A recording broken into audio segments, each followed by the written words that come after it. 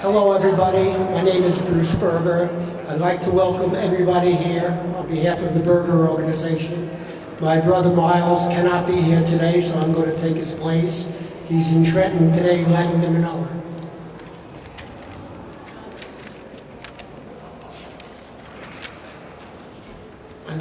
This is a short story about the holiday.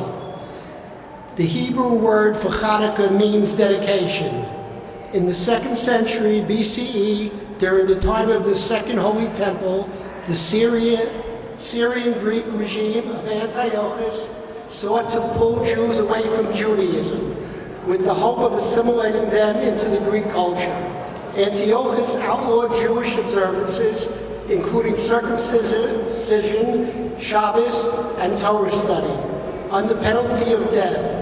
As well, many Jews called Hellenists began to assimilate into Greek culture, taking on Greek names and marrying non-Jews. This began to decay the foundation of Jewish life and practice.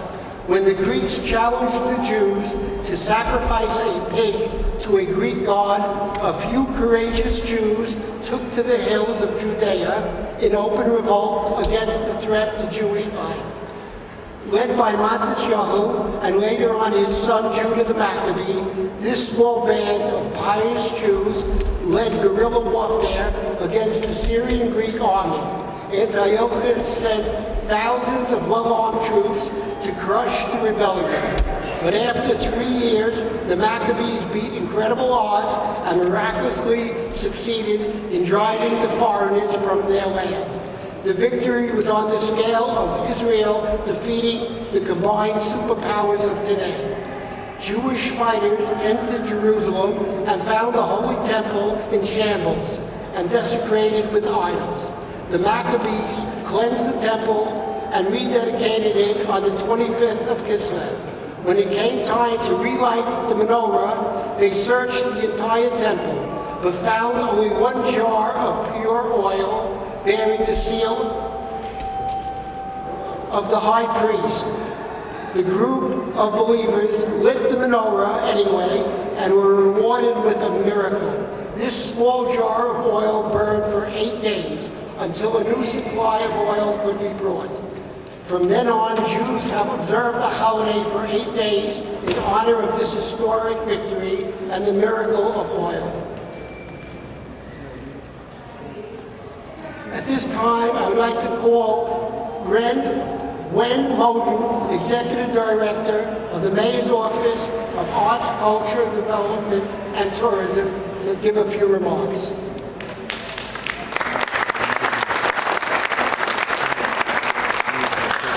Good evening, everyone. Certainly it is my pleasure to be here, and I'm very honored that we again, once more, will celebrate Hanukkah, a time of unity, a time of caring, a time when others make sure that they are together fighting as one spirit under God.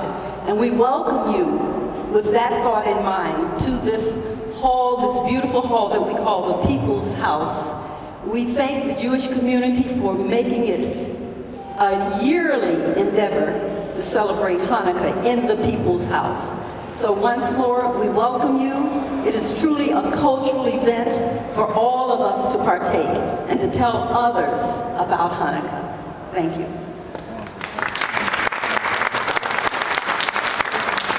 Thank you, Gwen, for your wonderful remarks. At this time, I'd like to call up Mildred Crump, President of Newark Municipal Council. Mildred Crump was sworn in as Newark's first African-American councilwoman on July 1st, 1994.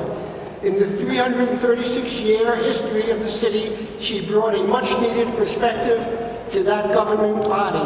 A longtime community activist, she has been consummate and consistent advocate for women, children, senior citizens, the disabled, working families, and those in need. On July 1st, 2006, she was again sworn in as Councilwoman at Large. She created history once again when she was elected as the first female president of the Newark Municipal Council. Here is Mildred Crump.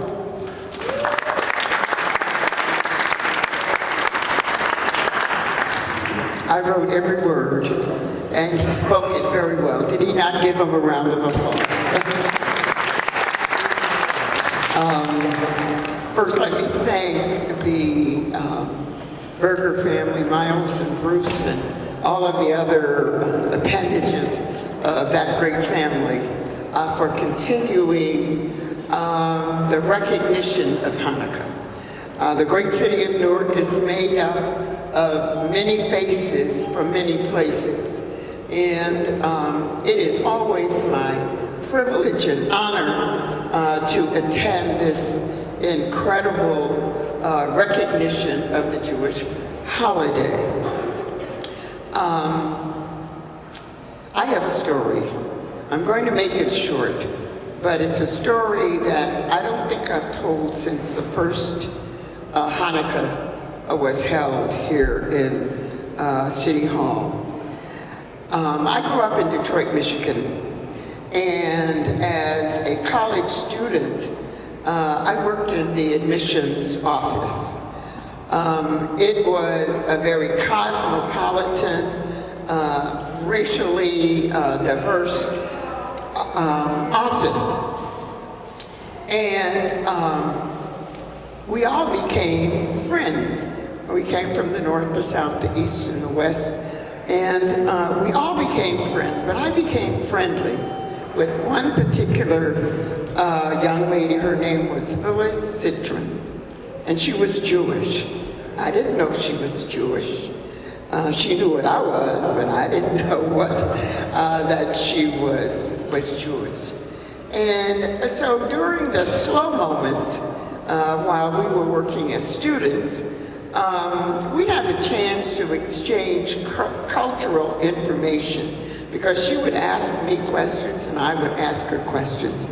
And so one day she came in and she said, "Mildred, I bought a book for you that chronicles the history of the Jewish faith.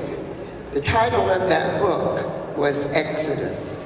I could not put the book down. I could not put the book down.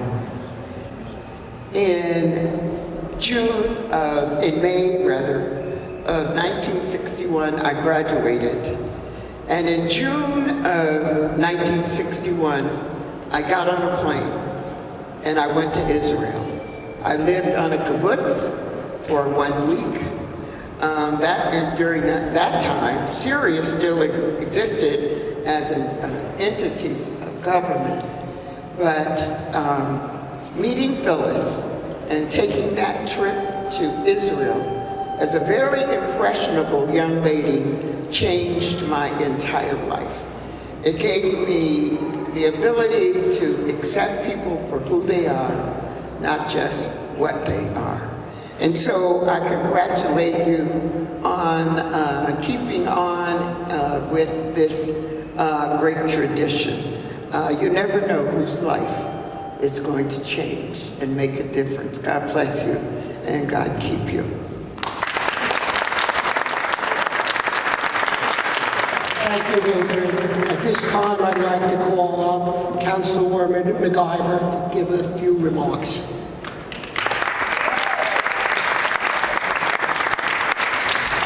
Greetings, everyone. So I usually don't speak after our council president has already come and blessed the mic. I definitely don't get ahead of leadership, but I never pass up the opportunity to represent, of course, the Central Board and more importantly, the city of Newark. It is indeed an honor and pleasure to be here. We've had a very festive week here in the city of Newark. It feels so wonderful and so good, and we're so blessed to be a part of a community that's so diverse, so loving, so caring, and it's such an honor for me to be here. So quickly, I just want to wish our Jewish families, our Jewish residents, our Jewish family, friends, and loved ones here in the city of New York a happy Hanukkah. I am definitely wishing you many blessings this holiday season, and that's basically it. So happy Hanukkah to everyone, and thank you. Thank you, Councilwoman. At this time, I'd like to call up Rabbi Block, Chabad Rabbi of Newark.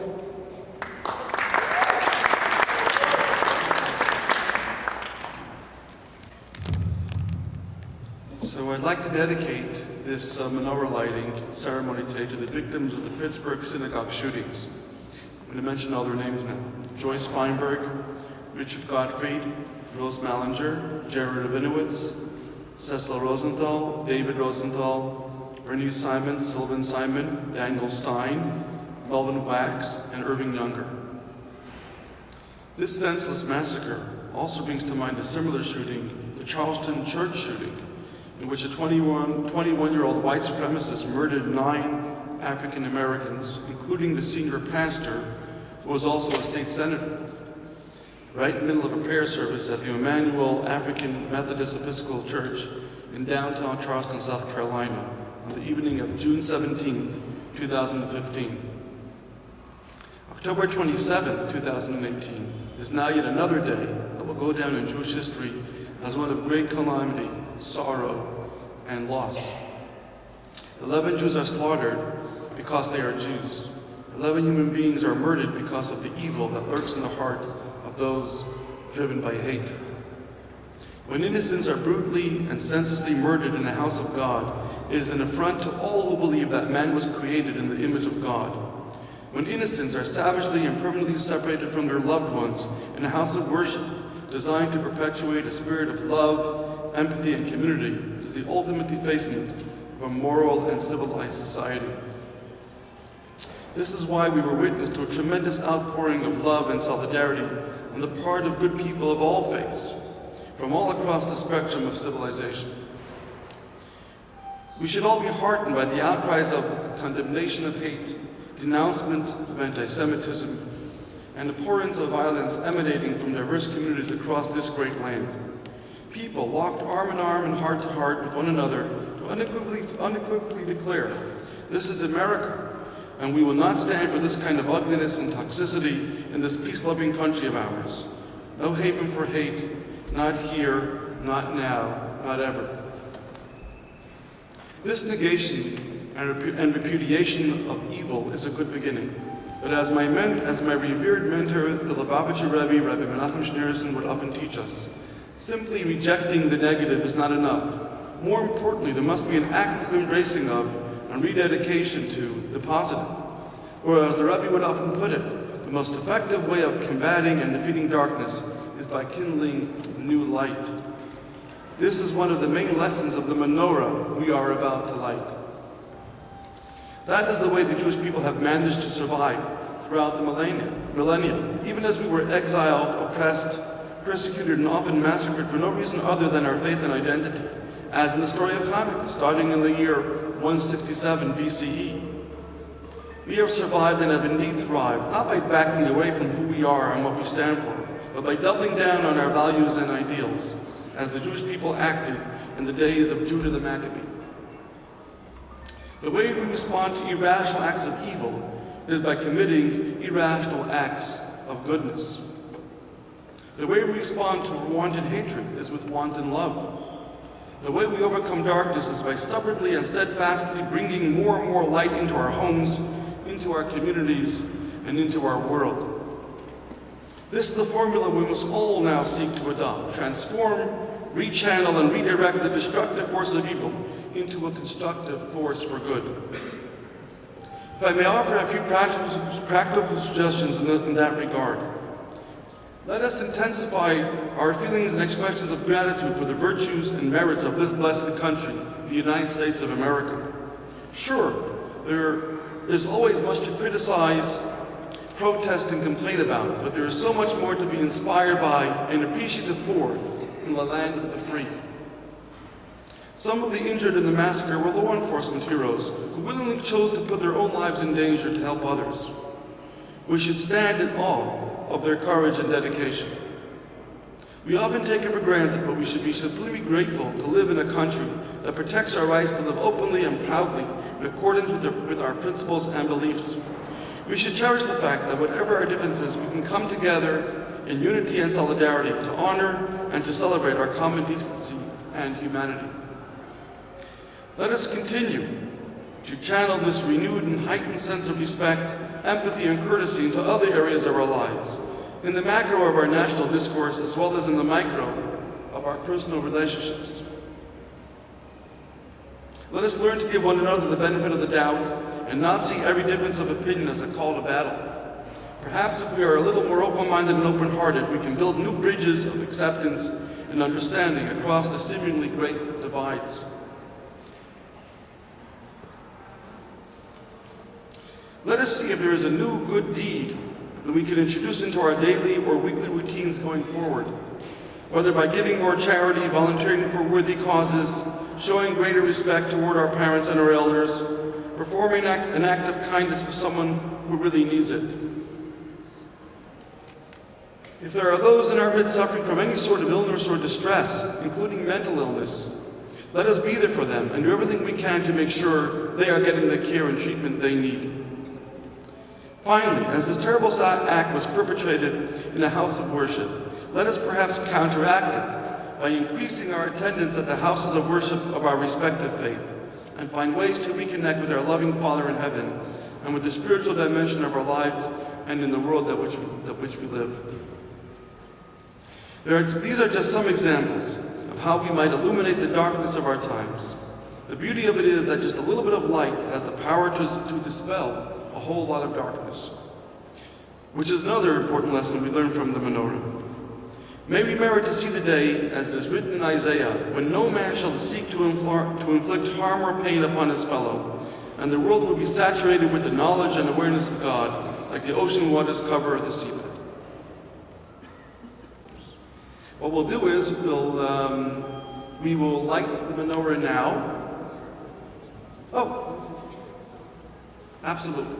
We'll hear some music. Okay. At this time, I'd like to call up the Newark Boys Apprentice Choir under Brian Harlow to give us 3 songs. Thank you.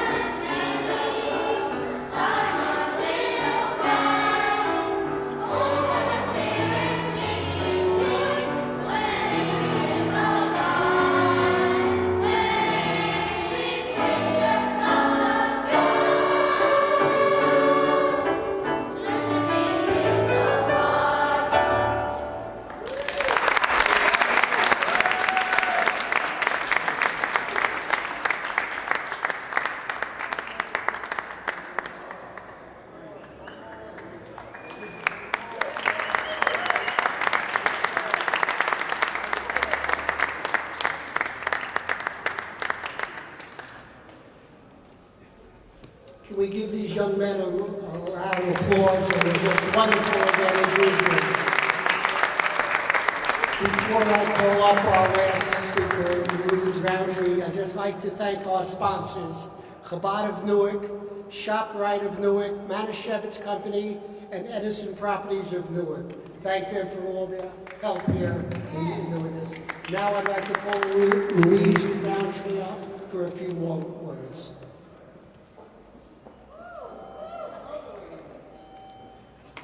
Shalom. Okay, now there's a call and a response going on here. So if I say peace, I'm looking for somebody to respond to me. Shalom. Okay, there we go. Good evening, everyone. It is indeed an honor for me to stand here today to our beloved mayor and to our beloved council president and our Central Ward great representative in the person of LaMonica McIver. Most assuredly to Gwen Moulton and to Neil and Tom who hold it down for us at ShopRite, to all of you gathered here, and of course last but not least to Miles Berger and Bruce Berger and the Berger family and organization, and to all clergy, family, and friends that have gathered here today. It is indeed, again, an honor to stand before you to bring greetings on behalf of the Mayor's Office of Clergy Affairs. And I thank you, Bruce, for staying on the wall and never ever giving up and making sure that the legacy, the heritage of our Jewish faith stays rooted in the city of Newark and in this building. We thank you. We wish you a happy, happy Hanukkah. To all of our friends, I did get a little something that I wanted to say that I pulled up, and if I don't get it, and I have to put my glasses on. And it's a Hanukkah blessing. It says, "Blessed are you, Lord our God, ruler of the universe, who has sanctified us with your commandments and has commanded us to kindle the lights of Hanukkah." We thank our God for this candle, and we thank you for continuing to honor the commandments of our God. God bless you, and God bless all of you who have gathered here. Come on, let's put our hands together for the Berger family. Thank you for being here.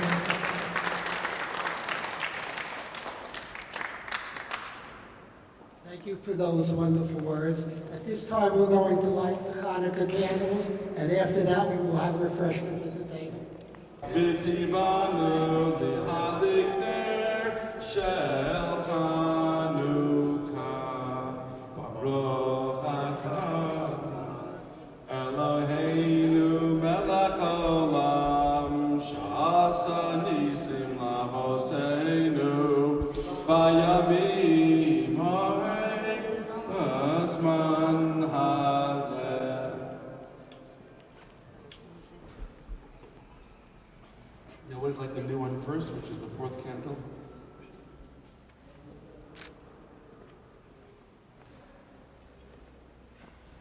Okay.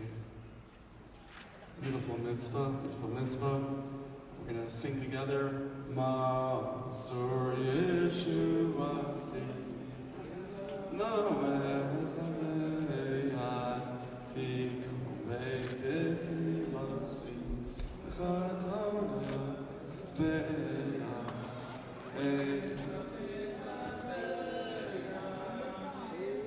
Amna Be'ya, Chazek Mor, Beshir Mizmor, Chanukah Samizbeya, Chazek Mor, Beshir Mizmor, Chanukah Tamizbeya.